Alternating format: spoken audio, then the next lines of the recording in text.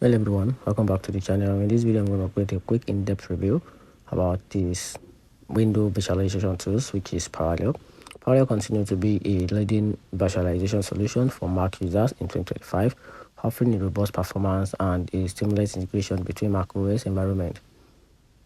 The latest version enhances compatibility with Mac OS and also introduced support for x86 modulation on application and Apple Silicon Mac, allowing users to run legacy x86 to 64 window application, and then albeit with some performance limitation. Parallel Desktop Pro Edition provide advanced features such as up to 128 gig of virtual RAMs and 32 vCPUs on Intel-based Mac, and up to 62 gig of virtual RAM and 18 vCPUs on Apple Silicon Mac.